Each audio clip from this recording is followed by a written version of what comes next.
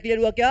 अब central bank before 1934 central bank was also a commercial bank. 1934 में एक special act pass हुआ, उसके एक्ट का नाम था reserve bank of India act 1934. And from the 1st April 1935 central bank started, RBI started as a working central bank. बेटा फिर से एक बार रिपीट कर रहा हूं, व्हाट इज सेंट्रल बैंक? बेटा central bank is an apex body, सिर्फ 4 वर्ड याद रखो, which controls, regulate, monitors and direct. फटाफट answer, which controls, regulates, monitor and direct the entire banking system and the monetary structure in our country. अब बेटा central bank कब आया? Central bank का एक एक्ट पास हुआ, reserve bank of India act 1934, and RBI started working as a central bank from the 1st April 1935. Guys दोनों में confuse नहीं होना है, इनकॉर्पोरेट हुआ 34 में, वर्किंग स्टार्ट किया 35 में, ठीक है? 1935, 1st April 1935. बेटा उसके बाद सेंट्रल बैंक करता क्या बेटा? फंक्शंस ऑफ सेंट्रल बैंक की बात करें, first is what? Currency authority. Central bank is what? Central bank is a currency authority. बेटा पूरे इंडिया में एक ही करेंसी अथॉरिटी है जो नोट्स को प्रिंट कर सकता है, ठीक है? From ₹2 to 2000 all notes are printed by reserve bank of India, ठीक है? From ₹2 to 2000 all notes are printed by reserve bank of India. बाकी जितने कॉइन्स हैं एंड ₹1 का note are printed by ministry of finance. Guys फिर से एक बार, ₹2 से लेके 2000 तक this all notes are printed by reserve bank of India, and ₹1 का note and all coins are printed by ministry of finance. Next is what? Banker to the government. Central bank का दूसरा फंक्शन है, central bank act as a banker to the government. अब बेटा अपना account कहां होता है? कमर्शियल बैंक के पास. गवर्नमेंट का अकाउंट कहां होगा? सेंट्रल बैंक के पास. गवर्नमेंट को लोन चाहिए तो कौन देगा? Central bank. फिर जितने भी गवर्नमेंट के रिजर्व्स हैं, या अगर गवर्नमेंट को करेंसी प्रिंट करवानी है, government can make RBI to print the currency against treasury bills. Government can make RBI to print currency against treasury bill, या तो गोल्ड रिजर्व्स के साथ. बेटा आरबीआई गवर्नमेंट के बोलने पे करेंसी प्रिंट कर सकती है, दो ही चीजें, या तो कुछ तो भी गोल्ड रिजर्व जाएगा या तो ट्रेजरी बिल्स जाएगा. बेटा 1 मार्क्स में पूछेगा, अगर गोल्ड रिजर्व और ट्रेजरी बीच के बीच में ऑप्शन है तो हमेशा ट्रेजरी बिल को आप टिक करोगे, बिकॉज हमेशा गवर्नमेंट ट्रेजरी बिल्स ही देती है, गोल्ड नहीं देती है. तो government can make RBI to print currency against treasury bills. Clear हुआ? बेटा next is what? Bankers bonds. Treasury bills is what? For example, company bank की जो मतलब गवर्नमेंट के पास जो अपनी खुद की कंपनीज हैं उसके ट्रेजरी बिल्स, उसके बॉन्ड्स, मतलब उसके कुछ शेयर आरबीआई के पास आ जाएंगे. That is your treasury bills. Next is बेटा banker to the bank and supervisor. बेटा अपन ने पढ़ा था central bank is banker to the commercial bank. बेटा कमर्शियल बैंक के अकाउंट्स कहां होते हैं? कमर्शियल बैंक के अकाउंट्स कहां होते हैं? सेंट्रल बैंक के पास. And RBI is the custodian of all reserves. बेटा जितने भी कैश रिजर्व कमर्शियल बैंक के पास दिन भर में आता है वो कहां डिपॉजिट होता है? सेंट्रल बैंक के पास, ठीक है? उसमें बेटा next controller of the money credit. बेटा ये सबसे इंपॉर्टेंट है, 4th पॉइंट पे आ जाओ बेटा तुम लोग अपने बुक में, controller of the money supply and credit. अब गाइस सबसे इंपॉर्टेंट है, आपको पता होना चाहिए मनी सप्लाई क्या होता है, ठीक है? अब गाइस यू टेल मी, दो डेफिनेशंस है, एक डेफिनेशन है मनी का, एक डेफिनेशन है मनी सप्लाई का. What is money? Money is anything which can be used as a medium of exchange, has a store value, has a measure value and can be used for the deferred payments. और एक और definition है बेटा money supply. What is money supply बेटा? Total volume of money available to the general public at a particular point of time. अब कार्तिक बेटा money supply क्या होता है? इकोनॉमी में एक पर्टिकुलर पॉइंट ऑफ टाइम पे कितना पैसा अवेलेबल है, that is known as money supply. मतलब इंडिया में आज सबके पास रिजर्व्स मिला के, मतलब बैंक के रिजर्व्स मिला के और हाथ में कैश मिला के कितना पैसा होना चाहिए, अगर उसको काउंट कर लो वो क्या है? मनी सप्लाई, ठीक है? बेटा फिर से एक बार रिपीट करूं आई थी. बेटा what is money supply? Money supply refers to what? Total volume of money available with the general public at a particular point of time. Karthik, to be very precise, if we talk about money supply only includes money available with the general public, not with the government, not with the RBI, not with the commercial banks. जो पैसा बेटा सिर्फ general public का है उसको count किया जाता है मनी सप्लाई में, ठीक है? एंड मनी सप्लाई को हम मेजर कैसे करते हैं? With the help of M1. M1 में क्या होगा? Currency and coins plus demand deposit plus deposit with RBI. बेटा मनी सप्लाई के 3 कौन कौन सा? Currency and coins plus demand deposit with commercial banks plus reserves with RBI. Clear हुआ? बेटा उसके बाद अब बेटा आरबीआई के हाथ में बहुत सिंपल सी चीज है, आरबीआई के हाथ में पूरे इकोनॉमी का क्रेडिट सप्लाई है और मनी सप्लाई है. अब मैं बोल रहा हूं इकोनॉमी के पास 100 करोड़ के आसपास का money supply, just for example बेटा आई एम सेइंग इकोनॉमी में मनी सप्लाई कितना है 100 करोड़। अब इस 100 करोड़ को डिक्रीज करना है ये भी आरबीआई कर सकता है, इस 100 करोड़ को इंक्रीज करना ये भी आरबीआई कर सकता है। इसके लिए बेटा आरबीआई के पास इंस्ट्रूमेंट्स होते हैं। These instruments are divided into two parts: quantitative instruments and qualitative instruments. RBI have a two instrument to control credit. बेटा फिर से रिपीट कर रहा हूं, RBI have a two instrument to control credit. Two instrument कौन से? Quantitative instruments and qualitative instrument. अब बेटा आरबीआई के पास सबसे पहला होता है, यहां से रीड करता हूं, the reserve bank of India is empowered to regulate the money supply in an economy through the monetary policy. Through the monetary policy. Guys इसको अंडरलाइन करो, इसको अंडरलाइन करो, कौन सी पॉलिसी है? Monetary policy. अंडरलाइन करो बेटा प्लीज, सिर्फ मॉनेटरी पॉलिसी को अंडरलाइन करो। The reserve bank of India is empowered to regulate the money supply. Please bring the highlighters, highlighters होंगे अच्छे से मार्क कर पाओगे, ठीक है। The reserve bank of India is empowered to regulate the money supply in an economy through monetary policy. It is a policy adopted by the central bank of an economy in a direction to credit control of money supply. As RBI, the sole monopoly of the currency issue, it can control the credit supply of money. For this, RBI use the following instruments of monetary policy. Following instruments of monetary policy. अब guys यहां ध्यान दो, यहां ध्यान दो, RBI के पास पहला instrument होता है रेपो रेट। आरबीआई के पास पहला इंस्ट्रूमेंट क्या होता है? गाइस बोर्ड पे ध्यान दो, आरबीआई के पास पहला इंस्ट्रूमेंट क्या होगा? Repo rate. अब Kartik what is repo rate बेटा? Repo rate refers to a rate at which central bank lends money to the commercial bank. RBI is what? Central bank. यहां ध्यान दे बेटा, RBI is what? Central bank. Axis Bank is what? Commercial bank. But what is repo rate? Repo rate refers to a rate at which central bank lends money to the commercial bank for the short term needs.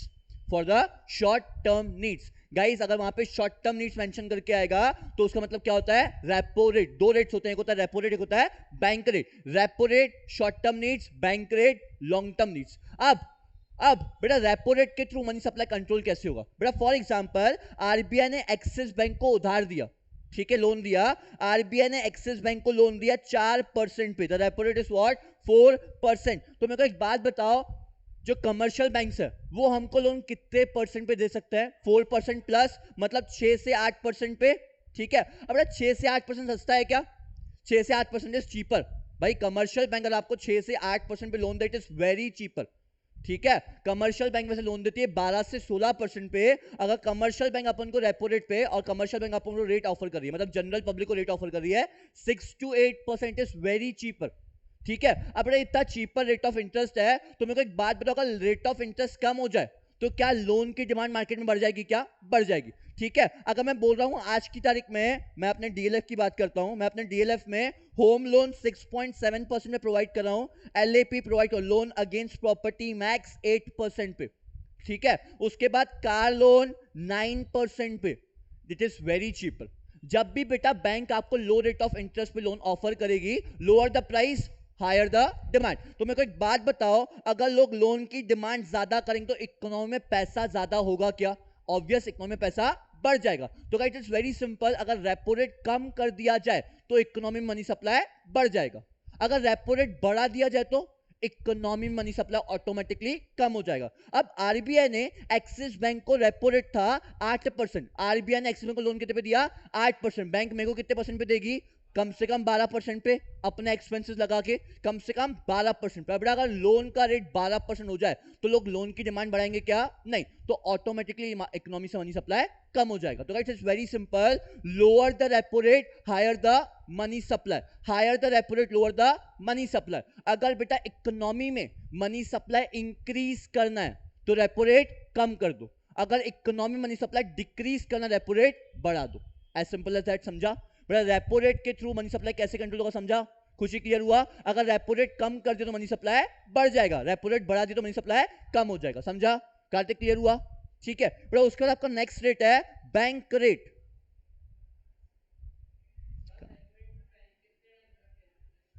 Repo rate अभी currently 4% चल रहा है, 2 साल 4 साल, long period bank के लिए 20 साल होता है, शॉर्ट पीरियड 5 साल तक। सब कुछ हर चीज पे इंटरेस्ट है बेटा इधर।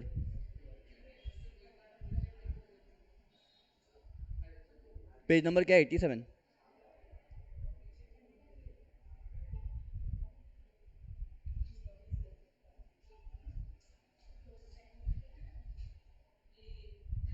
But next is your bank rate.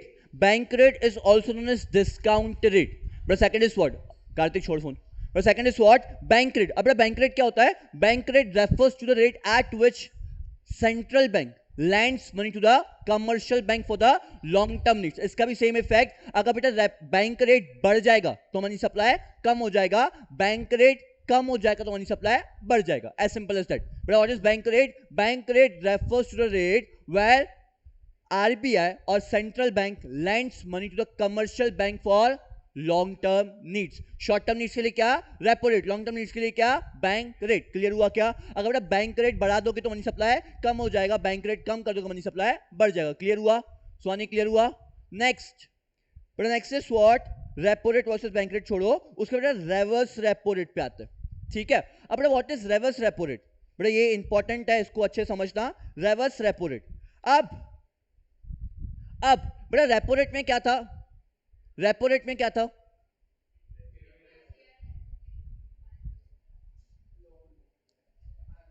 कृति को ना मीटिंग ऑन करेगी.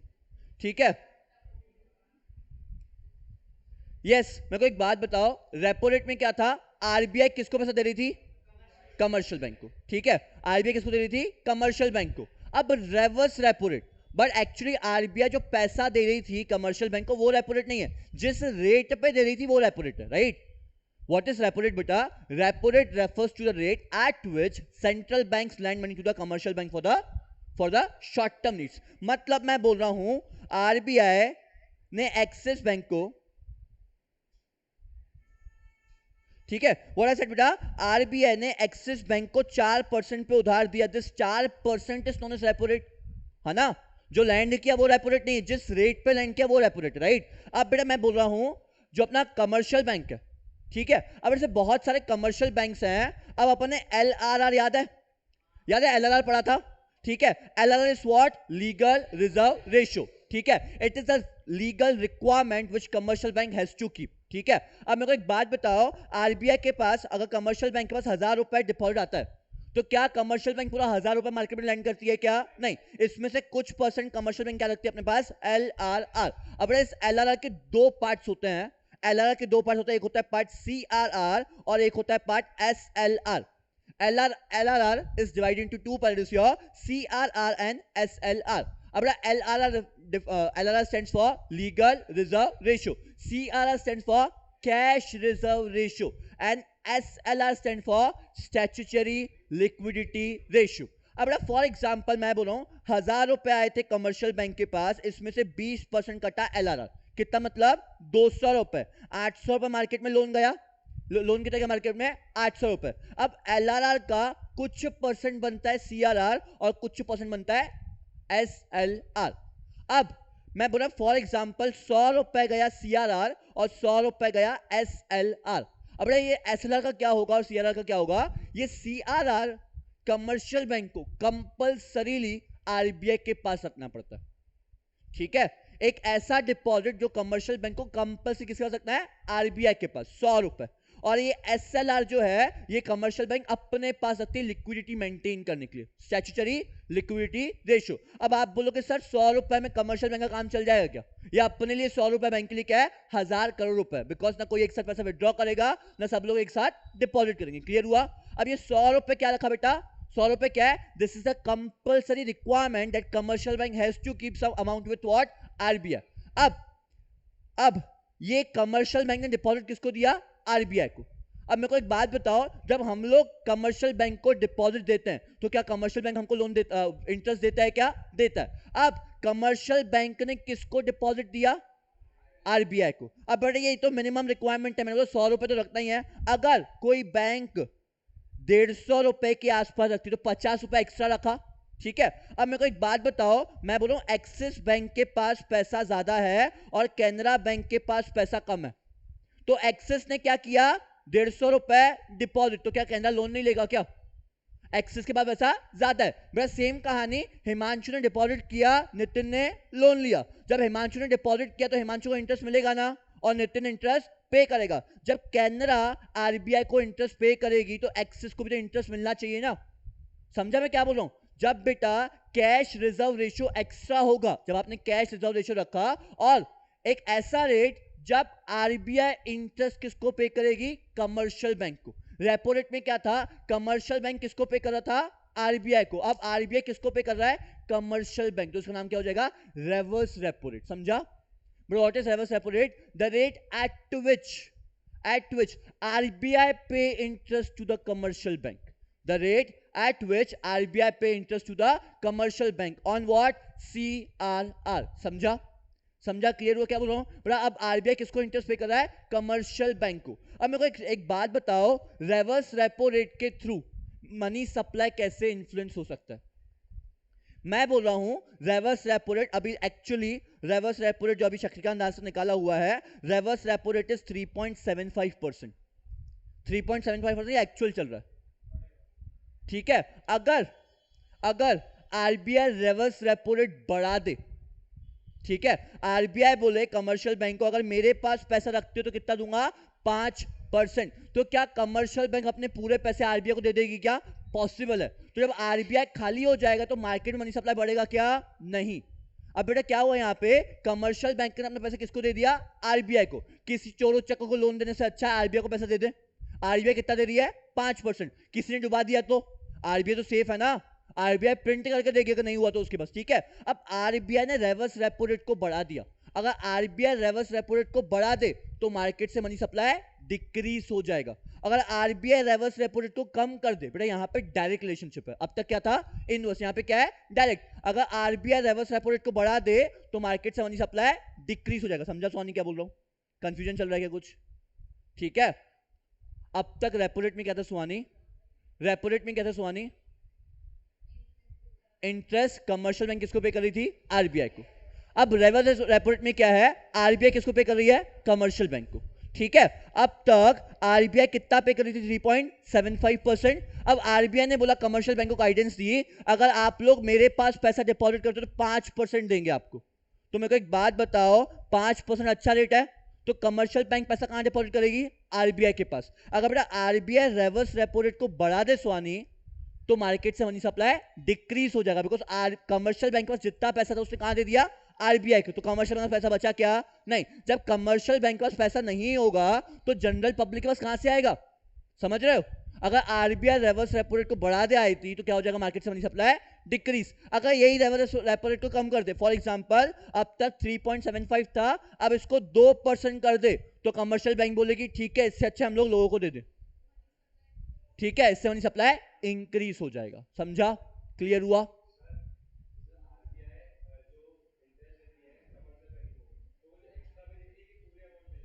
एक्स्ट्रा पे सीआरआर प्लस गए तो, बाकी हो तो कंपल्सरी रिक्वायरमेंट है 100 रुपए।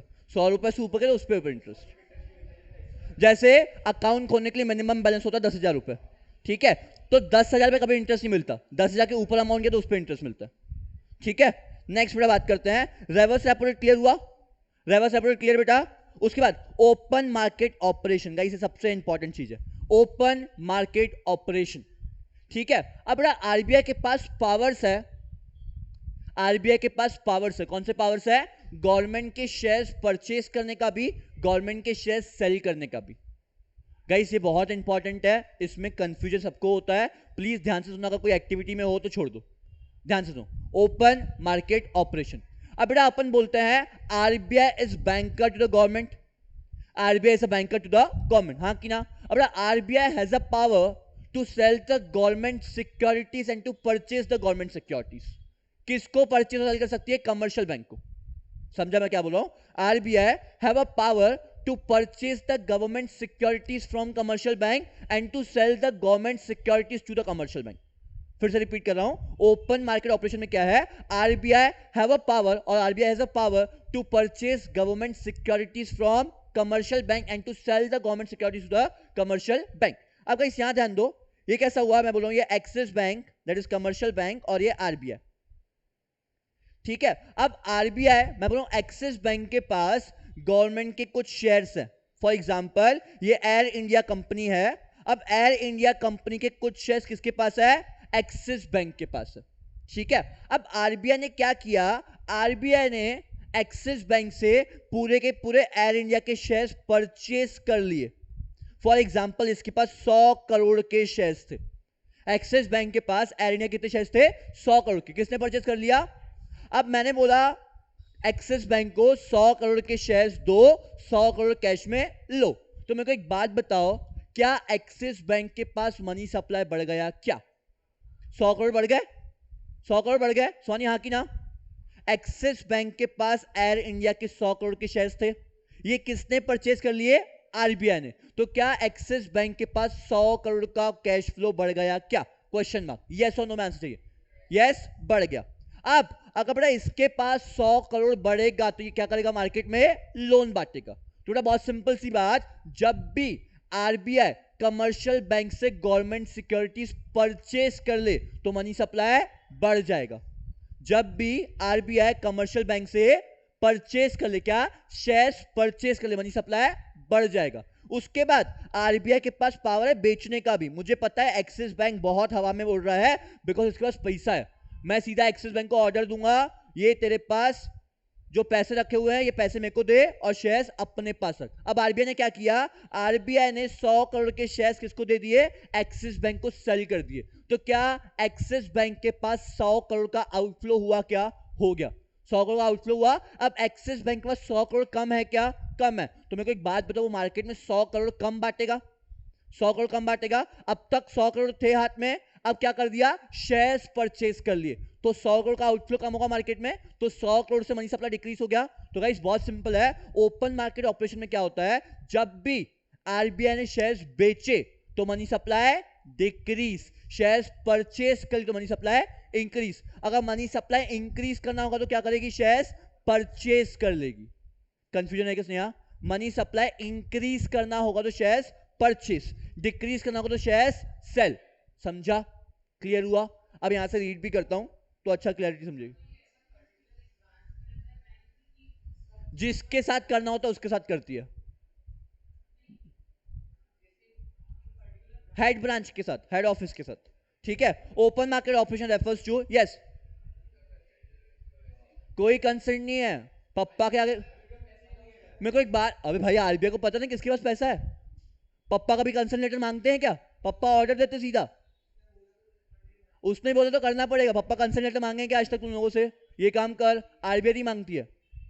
आरबीआई गवर्नमेंट ने फॉर्म किया, पूरी बैंक्स आरबीआई के अंडर काम करती है, तो पप्पा कंसर्न लेटर कभी नहीं मांगते। पापा बोलते करना मतलब करना है। ठीक है, yes guys, open market operation is what? Open market operation refers to buying and selling. Guys please underline करो उसको, जो तो पॉइंट बोल रहा हूं। Open market operation refers to buying and selling of government securities by central banks to the public and commercial bank. Commercial bank को भी बेच सकती है, पब्लिक को भी बेच सकती है। RBI authorised to sell and purchase the treasury bills of government securities. बड़ा आरबीआई के पास अथॉरिटी है कि गवर्नमेंट की ट्रेजरी बिल सेल भी कर सकती है, परचेज भी कर सकती है। It does not matter the securities are bought or sold to the public or banks because ultimately the amounts will be deposited or transferred from some banks. Sale of securities, sale of securities by central bank, securities बेच दिया, central bank ने security बेच दिया तो supply increase की decrease? Decrease. Securities बेच दिया, बेचा तो मतलब कमर्शियल बैंक ने परचेज किया तो क्या होगा? Money supply decrease. Sale of securities by commercial by central bank reduce the reserve of commercial banks. ठीक है, it adversely affect the banks ability to create the credit and therefore decrease the money supply. Sell किया तो decrease, purchase किया तो increase. उसके बाद purchase of securities by the central bank increase the reserve and raise the banks ability to give the credit. Clear हुआ? Clear हुआ? Sneha last time मैं समझा रहा हूं, आरबीआई ने सिक्योरिटीज बेच दी तो सप्लाई डिक्रीज। एक्सिस बैंक के पास पैसा था, मैं बोला मेरे से खरीद ले, मतलब मैंने बेचा तो उसके पास पैसा कम हो गया, तो मार्केट में पैसा बढ़ेगा क्या? नहीं। मैं उसके पास शेयर्स थे, मैंने उससे परचेज कर ली तो उसके पास पैसा बढ़ जाएगा। तो सेल किया तो डिक्रीज, परचेज किया तो इंक्रीज। क्लियर हुआ? समझा? गाइस किसी को डाउट है क्या? ये बहुत इंपॉर्टेंट है, ओपन मार्केट ऑपरेशन 100% पूछेगा। देख आरबीआई और एक्सिस बैंक। आरबीआई के पास पावर है गवर्नमेंट सिक्योरिटीज बेचने का और परचेज करने का, ठीक है। Axis bank is a commercial bank, RBI is a central bank. RBI के पास कुछ शेयर्स हैं, उसने एक्सिस बैंक को बेच दी, तो एक्सिस बैंक ने पैसा दिया होगा।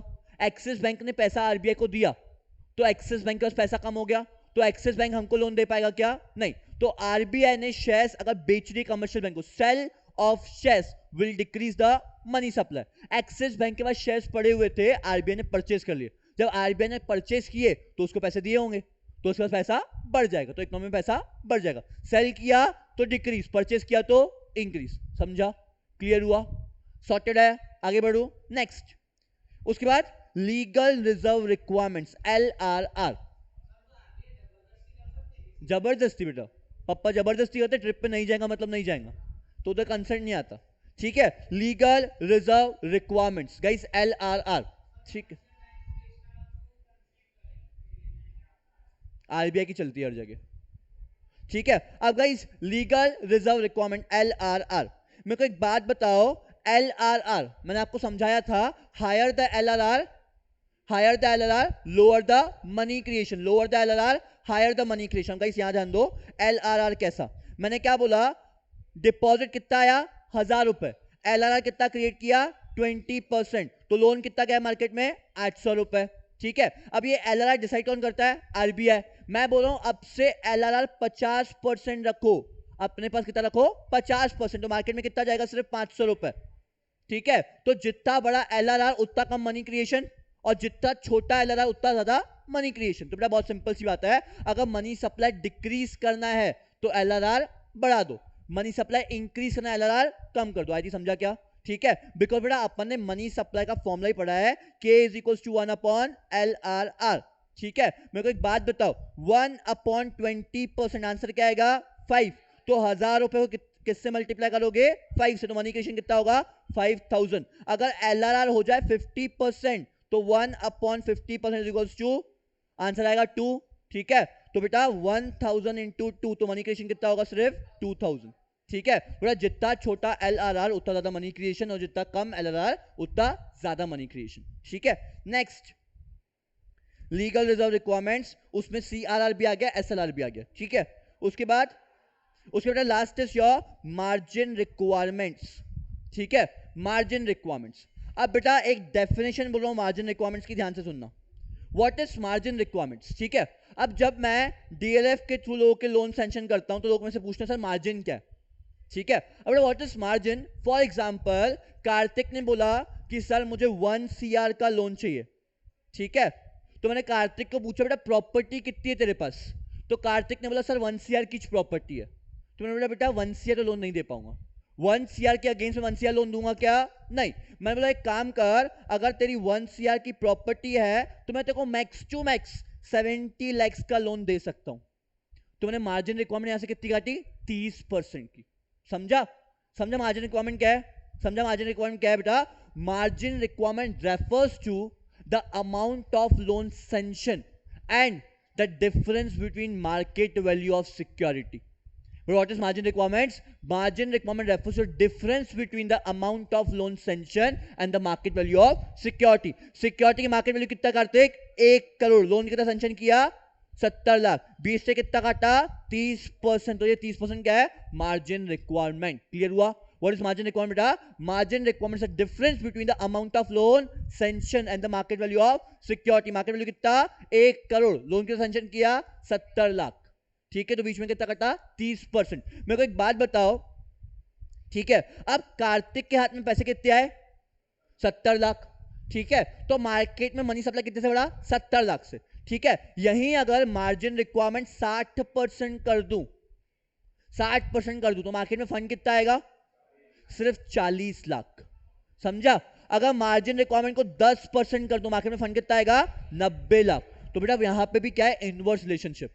अगर मार्जिन रिक्वायरमेंट छोटा है तो मनी सप्लाई बढ़ जाएगा, मार्जिन रिक्वायरमेंट बड़ा है तो मनी सप्लाई कम हो जाएगा। समझा?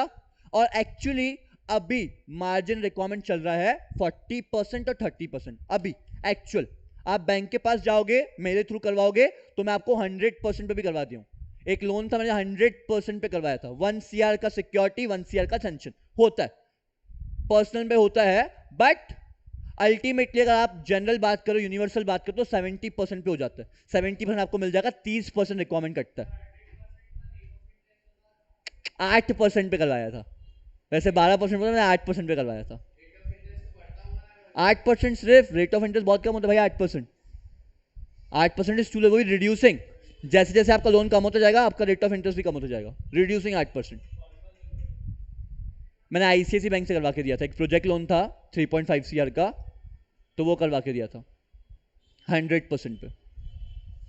ठीक है गाइस, अब देख लो last, margin requirement refers to difference between the amount of loan and the market value of security of 1 crore के अगेंस्ट में 1 करोड़ 0%, वही तो बोल रहा हूँ, 100% सैंक्शनिंग बोला, 100% सैंक्शनिंग बोला। हाँ, मार्जिन रिक्वायरमेंट इज 0%।